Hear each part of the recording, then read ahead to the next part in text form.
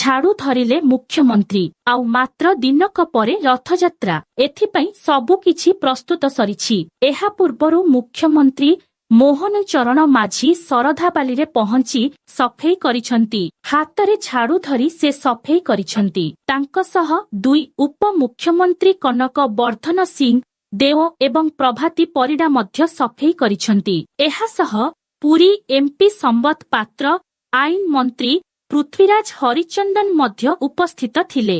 ସ୍ୱଚ୍ଛ ଭାରତ ଅଭିଯାନରେ ସାମିଲ ହୋଇ ମୁଖ୍ୟମନ୍ତ୍ରୀ ଗୁଣ୍ଡିଚା ମନ୍ଦିର ସମ୍ମୁଖରେ ଝାଡୁ ମାରି ସଫେଇ କରିଛନ୍ତି। ରଥଯାତ୍ରା ପାଇଁ ଶରଧାବାଲିରେ ସରକାରଙ୍କ ପକ୍ଷରୁ ସ୍ୱଚ୍ଛ ଅଭିଯାନ କାର୍ଯ୍ୟକ୍ରମ କରାଯାଇଛି।